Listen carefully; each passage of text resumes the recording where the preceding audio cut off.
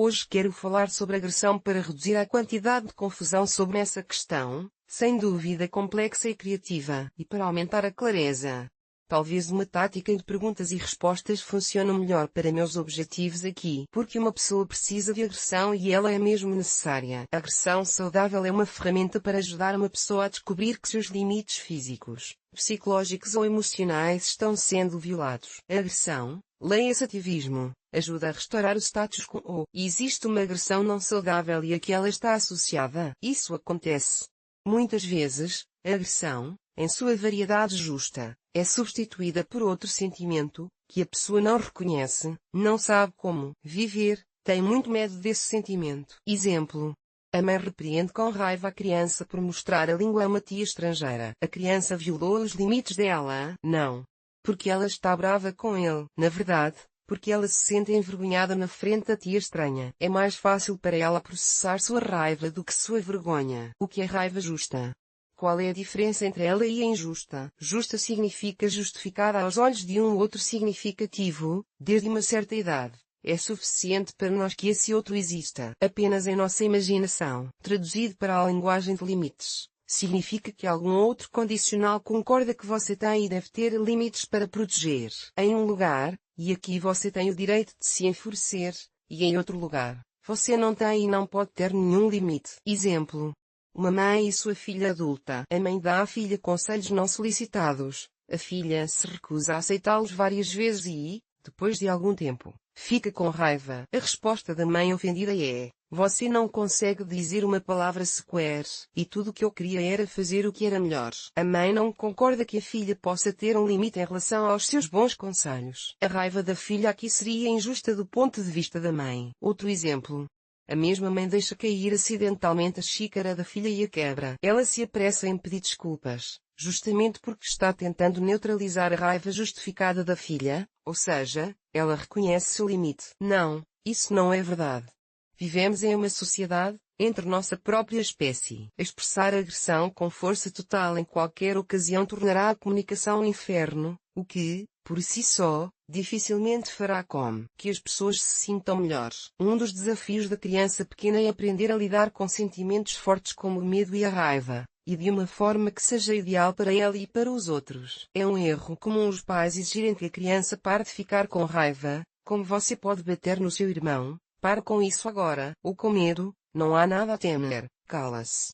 Pode-se pensar que é possível parar com isso sem mais nem menos. A criança começa a esconder sua agressão como inadequada, começa a arrepender a si mesma por pensamentos ruins, intenções etc. Ou seja, transforma a agressão em um ato de violência. Ou seja, vira a agressão contra si mesma. Se você fizer isso por tempo suficiente, pode ficar doente. Repito, se bater no outro é doloroso e destrutivo para o outro. Se bater em si mesmo é doloroso e destrutivo para si mesmo. Usá-la para o fim a que se destina. Como a agressão é necessária para restaurar os limites rompidos, se você se sentir irritado, deve determinar exatamente qual limite está sendo violado e por quem. Determinar as possibilidades, os meios e os métodos de reparar a violação. Realizar o trabalho pretendido. Considere como evitar tais violações no futuro, inclusive analisando se o seu limite é muito rígido e se deve ser mais suave. Você pode empurrar a pessoa para longe ou pedir que ela se afaste. Decidido.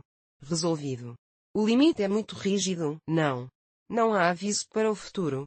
É isso aí. A questão está encerrada.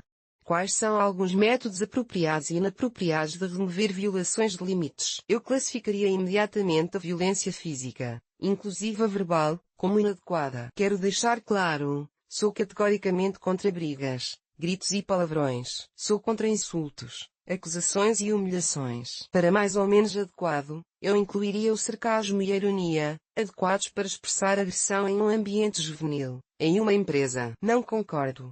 Não gosto de ... Eu me sinto incomodado quando.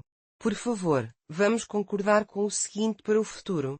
Se nada disso ajudar, se eu ainda ficar com raiva de alguém que pisa no meu pé, esperar que não sejamos pisoteados, e que não haverá nenhum acidente. Esperar não receber agressão em troca de agressão, o que eu ganho com isso? Esperar que os outros, especialmente os mais importantes, se adaptem às nossas percepções sobre eles, etc. Ou podemos ignorar a realidade e exigir que ela comece a se adequar às expectativas. É claro que a realidade não vai ceder. E isso sempre o deixará irritado, de forma crônica. É nessa agressão crônica a um mundo que não está de acordo com nossas expectativas que reside o ponto crucial do grande problema, chamado não consigo evitar minha raiva. Naturalmente, quem quer mudar a si mesmo, deixe que o mundo se curve a nós. Conclusão. Se você puder mudar algo, mude. Se não puder, aceite a situação como ela é. Se não puder fazer nenhuma das duas coisas, bem, continue com raiva ou procure um grupo para ajudá-lo a parar de ficar com raiva. De fato, como expressamos nossa raiva por alguém que saiu de nossas vidas, digamos, morreu, e causou raiva ao fazer isso, não queríamos essa mudança em nossas vidas, não é mesmo? Ou como lidamos com a raiva de um desastre natural que interrompeu o fluxo da vida de uma pessoa. Se algo é irreversível ou não há objeto de raiva, esse é um momento difícil para todos. Sempre. A raiva deve, mais cedo ou mais tarde, ser substituída por tristeza e aceitação. Mas a raiva terá de ser experimentada, vivida. É importante não ignorá-la, mas senti-la. E não é necessário bater em travesseiros ou gritar na floresta. É bom ter alguém com quem conversar, que apenas ouça, talvez faça perguntas. Compartilhe suas preocupações, sua experiência. Se você não conseguir lidar com isso e precisar recorrer a um psicoterapeuta, ele o ajudará a superar a raiva e a deixá-la ir embora. Porque aconselham a bater em travesseiros e gritar na floresta.